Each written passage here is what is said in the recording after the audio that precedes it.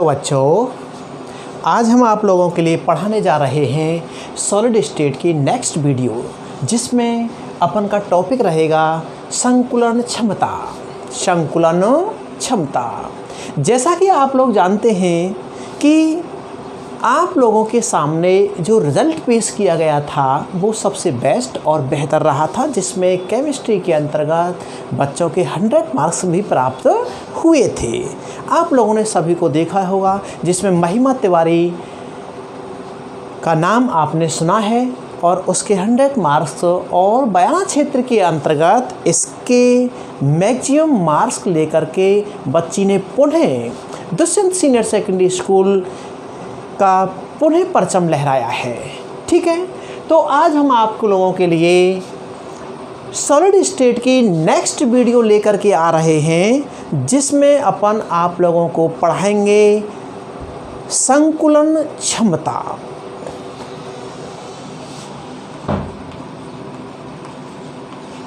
संकुलन क्षमता, या इसे क्या कहते हैं भैया, दक्षता के नाम से भी जाना जाता है।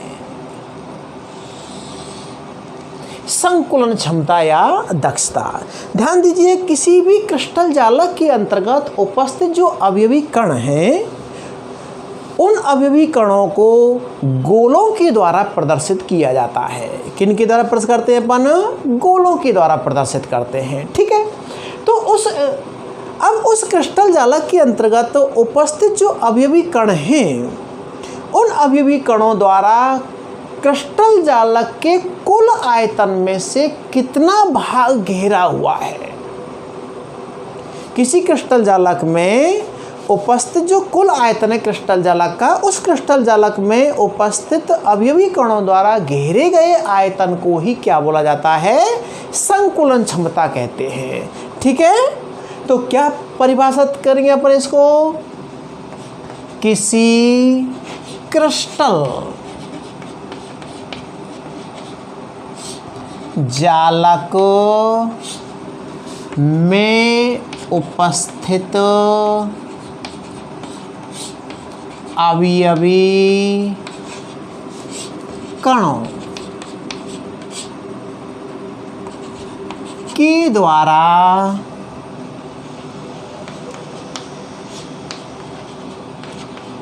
किसी क्रिस्टल जालक के कुल आयतन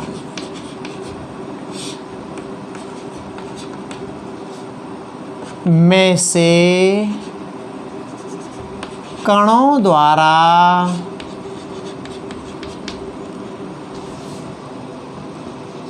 घेरे गए आयतन को उस क्रिस्टल जालक की संकुलन क्षमता कहते हैं या कहलाती है। अर्थात संकुलन क्षमता इजिकल टू क्या होगा भैया?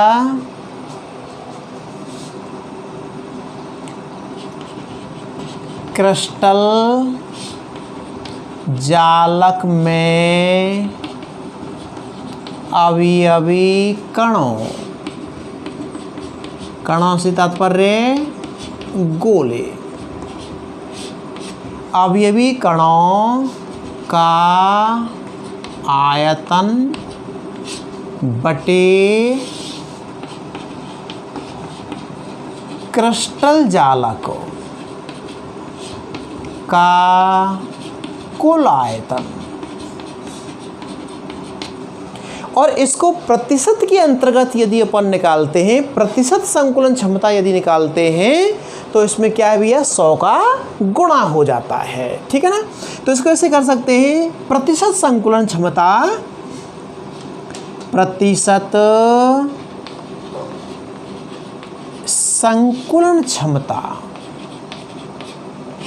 या करके लिख देते हैं इस तरह से, या इजिकल टू क्या हो जाएगा भैया, क्रिस्टल जालक में अवयवी कणों या गोलों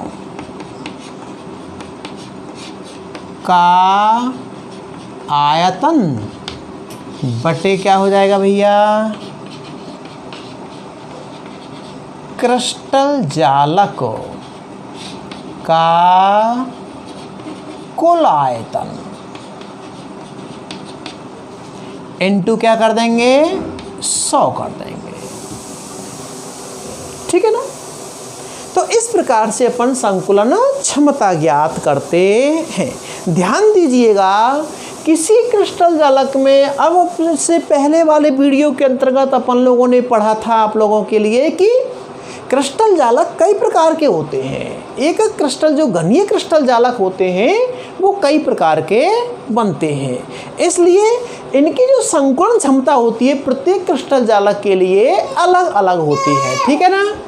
तो इस तरह से अपन क्या है भैया, संकुलन क्षमता ज्ञात करेंगे। अब सबसे पहले अपन क्या है, HCP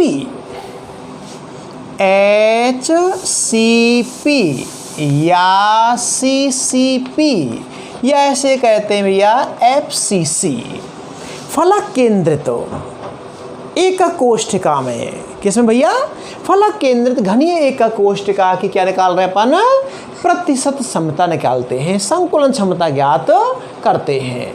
ठीक है ना। तो HCP या CCP या FCC फलक केंद्रित घनीय एकक कोष्ठिका की संकुलन क्षमता, ध्यान दीजिए, इस प्रकार के क्रिस्टल जालकों के अंतर्गत, जैसे अपन एक क्रिस्टल लेते हैं FCC ले लेते हैं इसके अंतर्गत, तो FCC क्रिस्टल जालक की ये विशेषता होती है कि भैया इसमें अवयवी जो कण हुआ करते हैं, अवयवी कण जो हुआ करते हैं वो अवयवी कण घन के कोनों के अतिरिक्त फलक के केंद्रों के, फलक के विकर्ण के केंद्रों पर भी उपस्थित होते हैं। ठीक है ना। फलक के केंद्रों के कहाँ होते हैं, विकर्ण पर होते हैं। तो इसमें से लेते हैं FCC फलक केंद्रित, तो फलक केंद्रित घनीय एकक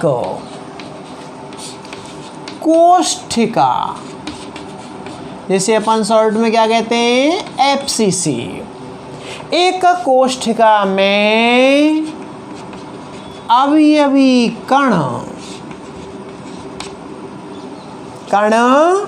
घन के कोनों के अतिरिक्त, कोनों के अतिरिक्त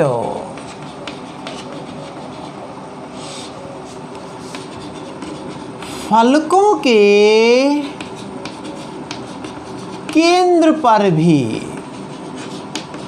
एक एक अवयवी कण उपस्थित होते हैं। इसलिए घन के विकर्ण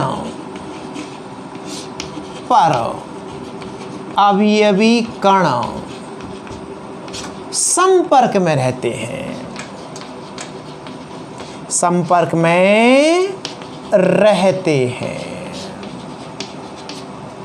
ठीक है भैया, संपर्क में रहते हैं। इस प्रकार से उस क्रिस्टल जालक का क्या बनेगा भैया, आपका डायग्राम बनता है इस तरह से। ऐसे अपन डायग्राम बना दें। ये बन गया आप लोगों का डायग्राम।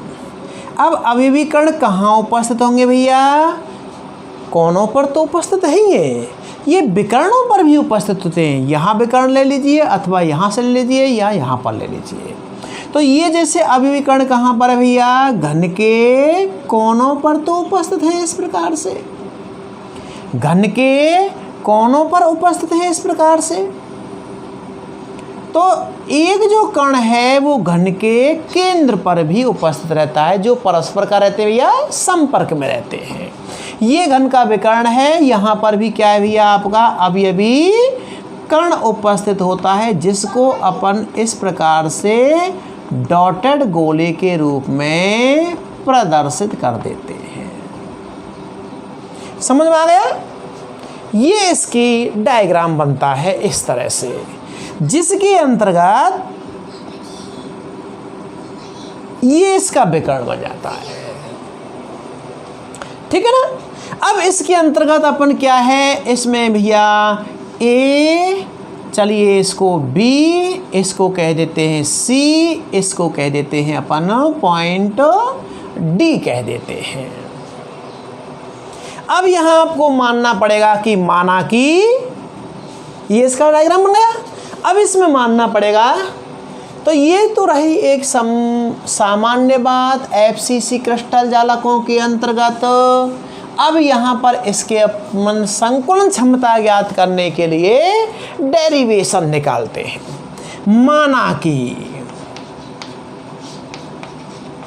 माना कि घन के कोर किनारे की लंबाई कितनी मान ली भैया अपन ने, ए है।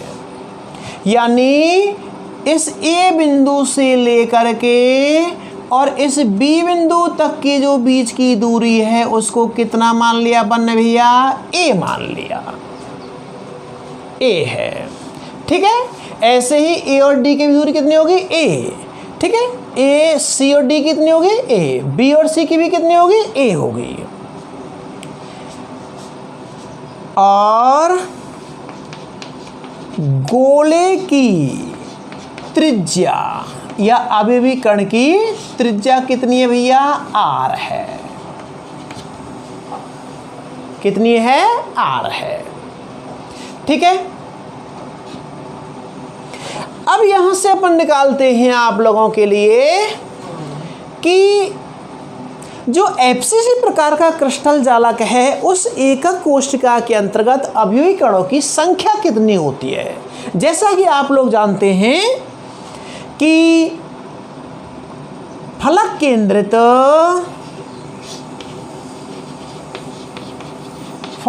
केंद्रित एकक कोशिका में अवयवी कणों की संख्या, अवयवी कणों की संख्या कितनी होती है। जैसा कि आप लोग जानते हैं घन के कोनों पर 8 + 1/2 × 6 = 4 गोले या कण होते हैं। ठीक है ना?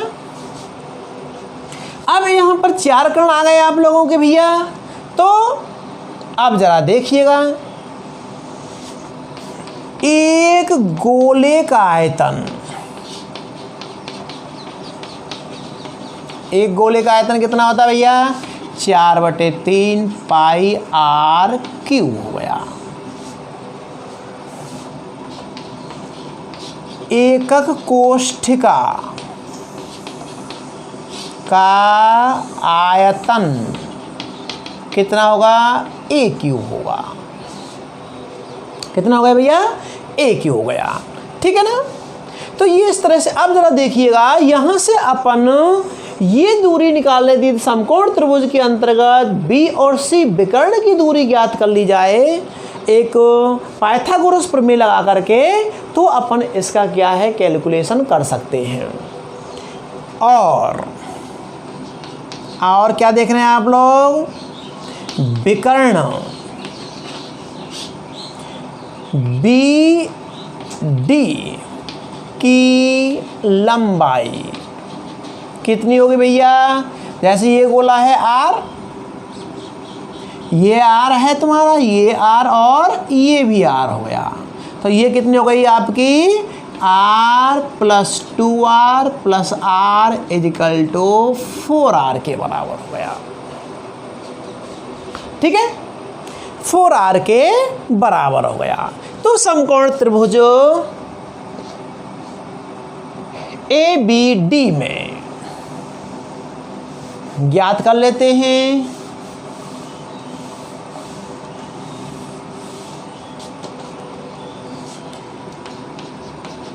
समकोण त्रिभुज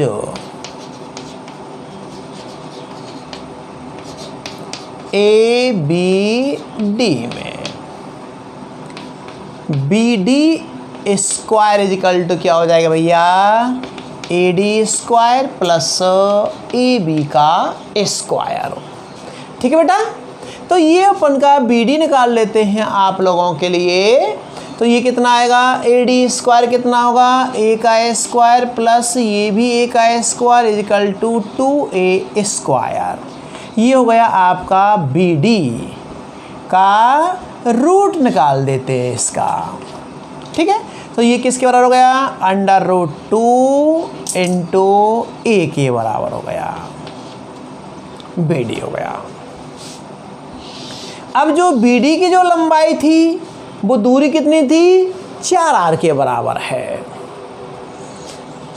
तो यहाँ पर चूंकि BD इजिकल टू कितना था, 4r इजिकल टू √2 इंटू आपका A के बराबर हो गया। तो A की वैल्यू निकाल लेते हैं अपन भैया, कितना आएगा, तो A इजिकल टू आप लोगों का आएगा 4/√2 इंटू आपका R। ठीक है,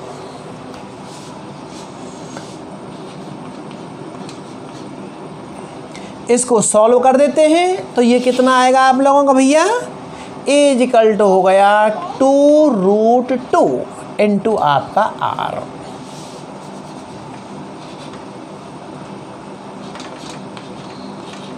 इस तरह से आ जाएगा। ठीक है, अब आपका सूत्र लगा देते हैं।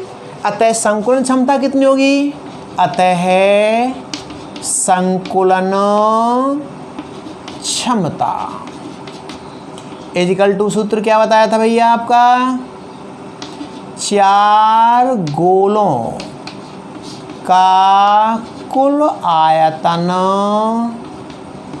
बटे एक एकक कोष्ठिका का आयतन।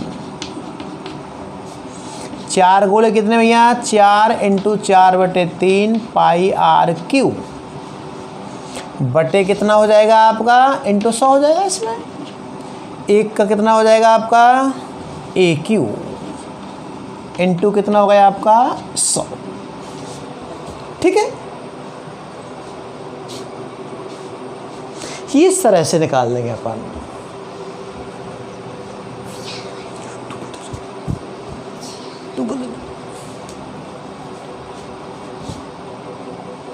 अब इसमें कितना आ जाएगा भैया आप लोगों को, इसको सॉल्व करते हैं अपन। तो आइए,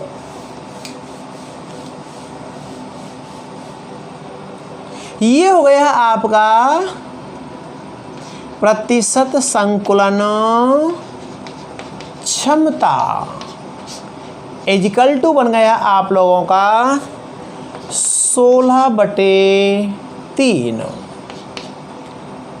πr³ इंटू 100। और A का वैल्यू कितना बताया था भैया आपका, यहाँ से A निकाल देते हैं 2√2। तो ये हो जाएगा आपका 2√2r का क्यू। A का वैल्यू लगा दिया अपन ने। ठीक है ना, तो ये हो गया आपका 16। यहाँ से अपन कैलकुलेट करेंगे इसको। तो ये हो जाएगा आपका 3 इंटू 2 इंटू 2 इंटू 2 8 और 2 16 16 हो गए ना। और यहाँ से एक आएगा √2 और ये हो गया आपका r3, ये हो गया आपका πr³ इंटू आपका 100।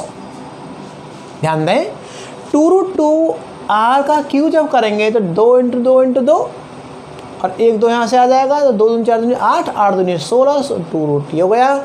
ये इससे कट ही जाएगा, 16 से 16 हटा दीजिए, ये बच गया आपका पाई का वैल्यू कितना आ जाएगा 22/7 इंटू 3, ठीक है, √2 और ये हो गया आपका 100। तो 7 या 21, ये हो गया आपका 22/21 इंटू √2 की वैल्यू कितनी होगी भैया, √2 की वैल्यू होगी आपकी 1.424 इंटू आपका कितना हो गया 100। इसको सॉल्व करेंगे तो इसका मान आएगा 74%। आगे चलते हैं काय केंद्रित, काय केंद्रित घनीय एकक कोष्ठिका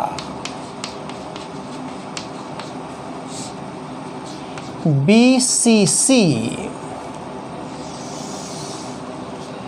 काय केंद्रित घनीय एकक कोष्ठिका, काय केंद्रित घनीय एकक कोष्ठिका के अंतर्गत अपन क्या निकाल रहे हैं भैया, इसको अपन अंतः केंद्रित के नाम से भी जानते हैं, अंतः केंद्रित भी कह देते हैं, अंतः केंद्रित भी कहते हैं। ध्यान दीजिए काय केंद्रित एकक कोष्ठिका के अंतर्गत अपन जानते हैं कि अभिकर्ण घन के कोणों के साथ साथ, घन के कोणों के साथ साथ कहाँ होता है भैया, घन के केंद्र पर भी एक अवयवी कण उपस्थित होता है, ठीक है ना। तो यहाँ पर अपन क्या कह सकते हैं भैया, BCC क्रिस्टल जालक में अवयवी कण घन के कोणों के अतिरिक्त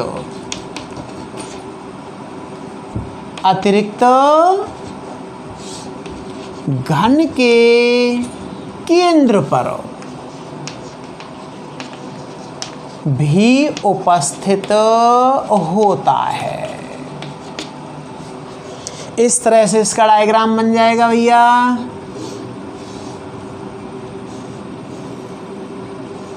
ये डायग्राम बनाओ,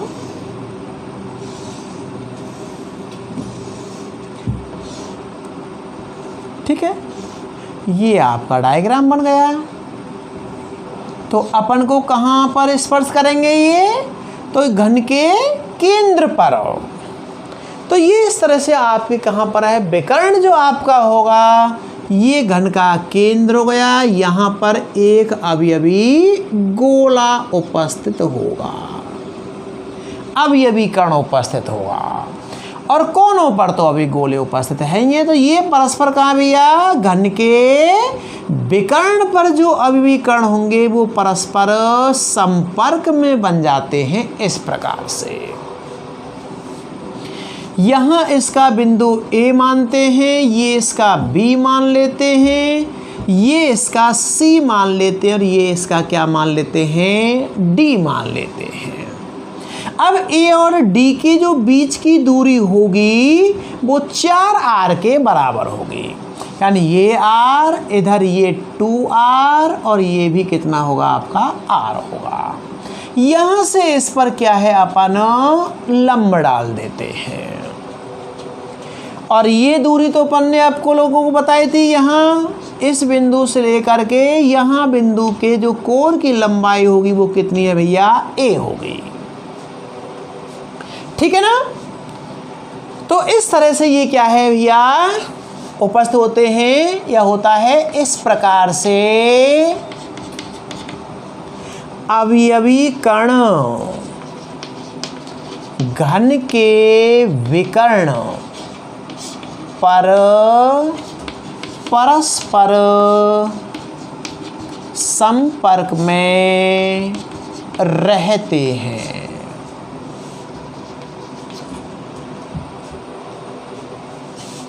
माना कि घन के कोर की लंबाई अभी कितनी मानी थी भैया अपन ने, ए। गोले की त्रिज्या कितनी मानी थी भैया अपन ने, आर।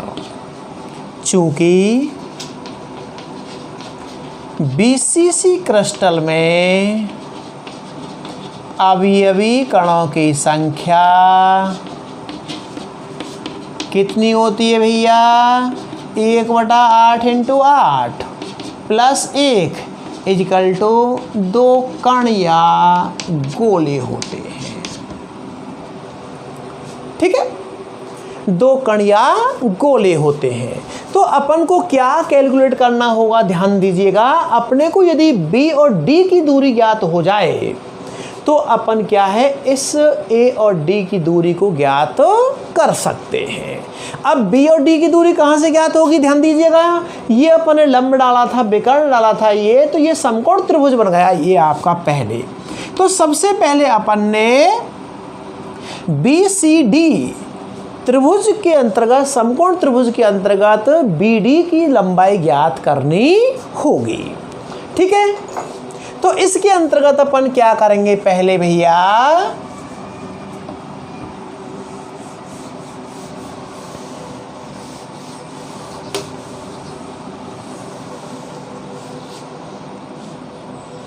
आइए समकोण त्रिभुज, कौन सा, बी सी डी में, बी सी डी में, सॉरी सी बी डी में, सी बी डी में ये होगा आपका बी डी स्क्वायर = हो गया C D square plus B C square. C D की दूरी कितनी है, A square plus A square = 2a square. B D की दूरी कितनी हो भैया, बी डी स्क्वायर। ठीक है ना, तो ये बी डी = हो गया, या इसको कह सकते हैं बी डी = √2 × a। ये वैल्यू कितनी निकली आई भैया, √2 × a दूरी निकली आई। अब ये जो दूरी आपकी निकल के आई है उसके बाद अपन क्या ज्ञात कर लें, एडी दूरी ज्ञात कर लें। अतः समकोण त्रिभुज बी डी ए में, ठीक है ना, A D square = A B square plus B D square. A B कितना है भैया, A square plus B D square कितना है, 2a स्क्वायर = कितना हुआ, 3a स्क्वायर। ए डी = तो ए डी की वैल्यू कितनी आई, ए डी = आया √3 × आपका a। चूंकि ए डी = कितना है, ध्यान दे, ए डी = देखा जाए तो r + 2r + r = कितना है, 4r। तो 4r = कितना हुआ, √3 × a। तो a = कितना आया, a = हो गया भैया आप लोगों का 4/√3 × r। ठीक है,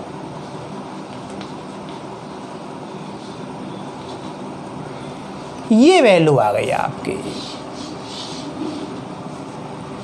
अब संकुलन क्षमता याद कर लेते हैं इसकी।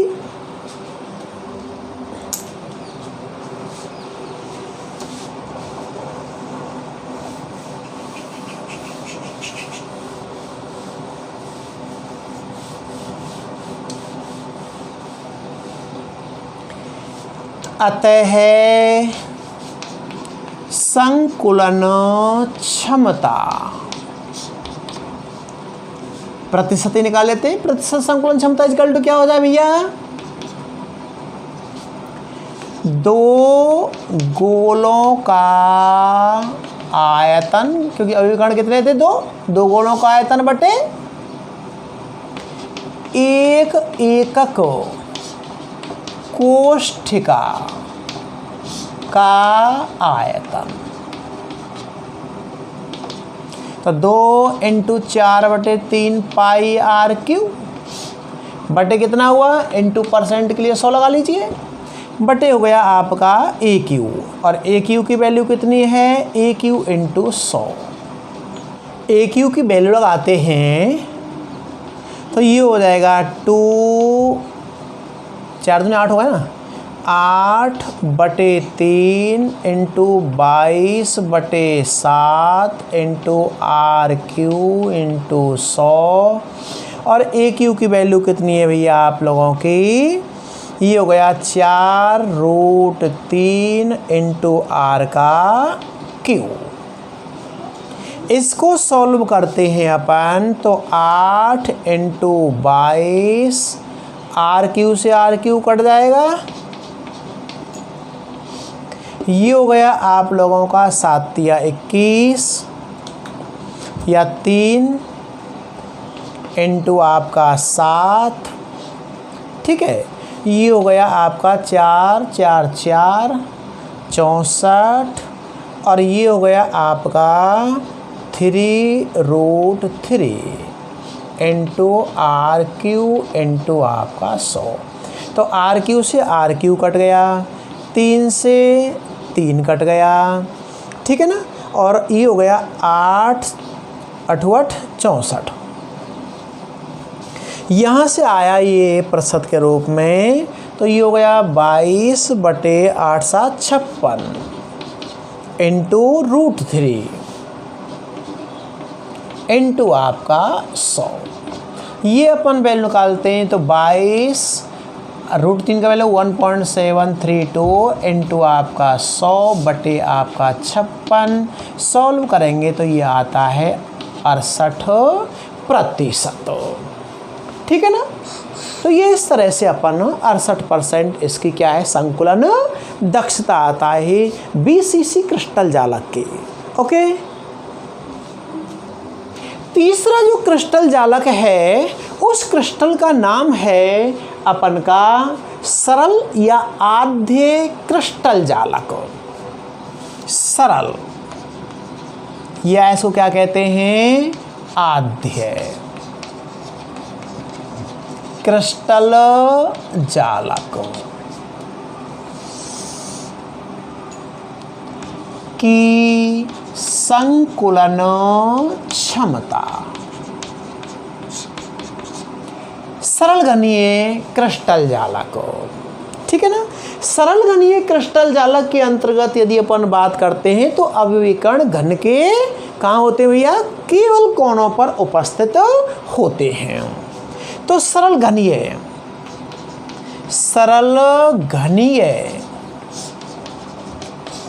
क्रिस्टल जालक में अवयवी कण घन के कोनों पर उपस्थित होते हैं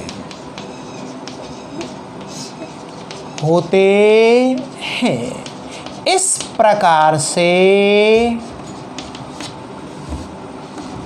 घन के कोनों पर गोले परस्पर संपर्क में रहते हैं, परस्पर संपर्क में रहते हैं, ठीक है ना। ये आपके लिए डायग्राम बन जाएगा इस तरह से, इसमें ऐसे आप डायग्राम बनाएं इसका इस तरह से। अब यहाँ पर उपस्थित जो दो गोले हैं उन गोलों को कहीं भी क्या है, संपर्क में बना दीजिए, ठीक है ना, संपर्क में बना लीजिएगा। तो यहाँ पर अपन यदि देखते हैं तो जैसे ये आपका गोला है तो यहाँ इसका संपर्क बना दीजिए इस तरह से, और एक यहाँ पर है, यहाँ पर भी क्या बना दें आपका संपर्क में गोला बना दें इस तरह से। तो ये परस्पर गोले क्या हो गए, संपर्क में हो गए। इसकी भी त्रिज्या आर है, इसकी भी त्रिज्या क्या है, आर है।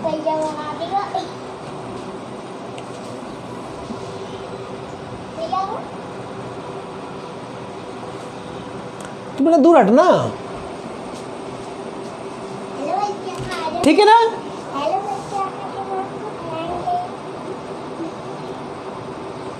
मैं पढ़ा लूँ बेटा, नहीं पढ़ाऊँ बताओ तुम, थोड़ी देर और रुक जाओ ना, ठीक है ना। तो इस प्रकार से अभी भी कण कहाँ आ गए भैया, आपके कोनों पर संपर्क में रहते हैं। और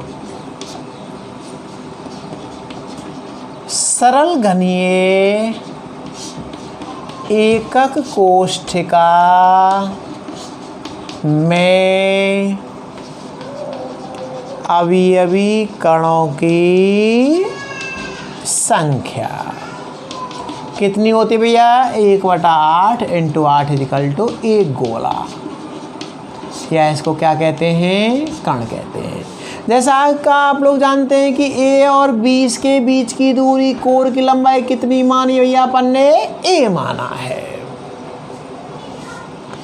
माना कि कोर या इसको क्या कहते हैं, भुजा की लंबाई कितना माना है, ए। गोले की त्रिज्या कितनी मानी है भैया अपन ने, आर। एक गोले का आयतन कितना होगा भैया, आयतन होगा 4/3 πr³, ठीक है, πr³ होगा। और एक एकक कोष्ठिका का आयतन कितना होगा भैया, a³।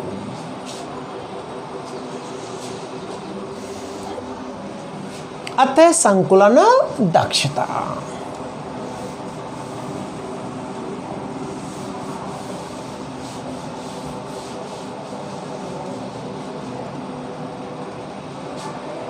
ठीक है ना। अतः हाँ, एक चीज़ और निकाल लेते हैं कि जो आपका ए बी की जो दूरी है, अतः ए बी इजिकल टू कितना है, ए, और ए इजिकल टू कितना है, 2r। तो ए इजिकल टू कितना है भैया, 2r हो गया, ठीक है। अतः प्रतिशत संकुलन क्षमता कितना होगा, एक गोले का आयतन बटे एक एकक कोष्ठिका का कुल आयतन इंटू 100। 4/3 πr³ बटे a³ इंटू कितना हो जाएगा, 100। a इक्वल टू कितना है, 2r। तो 4/3 πr³ और a³ की वैल्यू कितनी है, 2r³ इंटू 100, ठीक है। तो यहाँ से निकालते हैं 4 इंटू पाई का वैल्यू लगा दीजिए 22/7, और ये इसके नीचे 3 है ही है। ये हो गया आपका r³ बटे कितना हुआ, 2 2 2 8 r³ इंटू आपका 100। r³ से r³ कट गया, ठीक है। 4 से इसको काट दो, 4 दूनी 8, 2 11 है, कट गया। तो ये कितना बचा आप लोगों का, 11/21 इंटू 100। तो ये निकल के आएगा 52.4%। तो इस प्रकार से सरल घनीय क्रिस्टल जालकों में जो संकुलन क्षमता निकल के आती है वो कितनी है भैया, आपकी 52.4% निकलती है। ठीक है।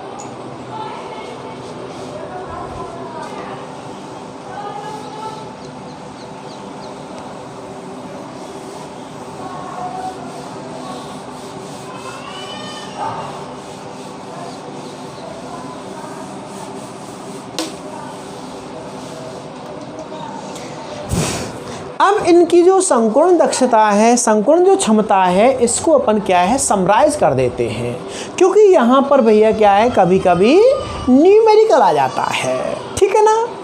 तो एकक कोष्ठिका का प्रकार निकाल लेते हैं। यहाँ पर एकक कोष्ठिका का प्रकार यानी क्रिस्टल जालक का प्रकार। उसके बाद में अपन निकाल देते हैं बीच की दूरी r निकाल देते हैं। ठीक है ना।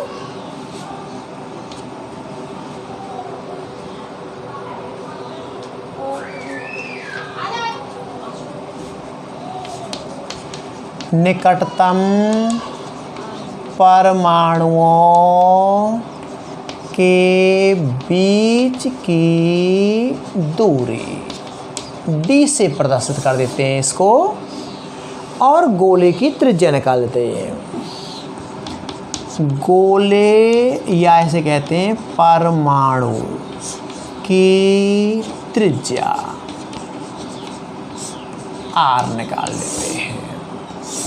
जैसा कि आप लोगों ने अभी, ये हो जाएगा आपका क्रम संख्या, एकक कोष्ठिका का प्रकार निकाला था अपन ने। ठीक है ना। सरल घनीय कैसा भैया, सरल घनीय एकक कोष्ठिका।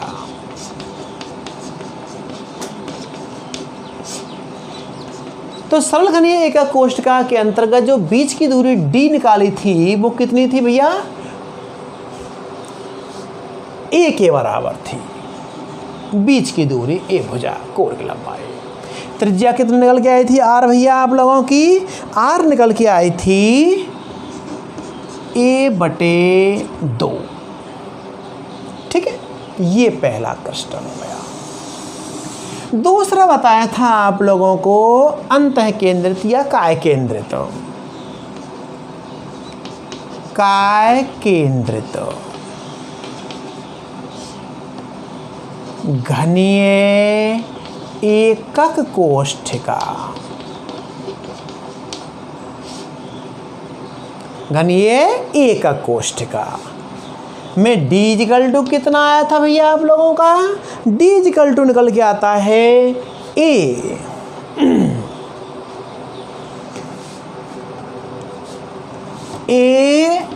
a√2 निकलता है।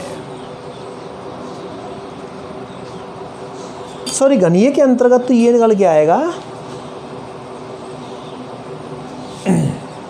एक सेकेंड, घनीय के अंतर्गत तो ये निकल के आएगा d कितना आएगा भैया आप लोगों का, √3/2 हो जाएगा ना इसका। और जो त्रिज्या निकल के आएगी r, वो है आपका लोगों का भैया √3/4 इंटू आपका a निकल आएगा।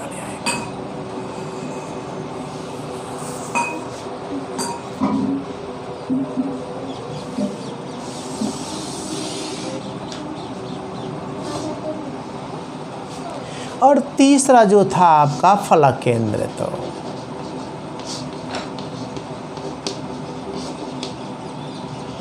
घनीय एकक कोष्ठिका।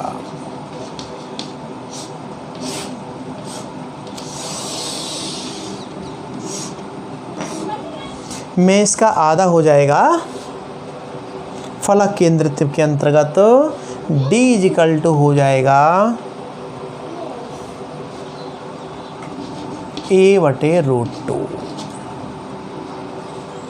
और इसके अंतर्गत r = हो जाएगा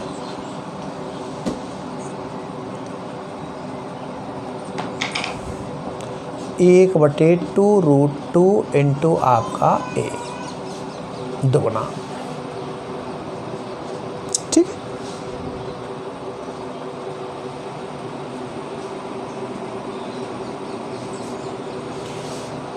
सरल घनीय एका कोष्ठका के अंतर्गत निकटतम परमाणु के बीच की जो दूरी होगी d, जिसे अपन कह रहे हैं 2r के बराबर होती है, जिसको ध्यान दें a, इसको निकटतम परमाणु के बीच की दूरी जो आपकी है ना d, उसको अपन क्या कह सकते हैं, कोर की भुजा कह सकते हैं।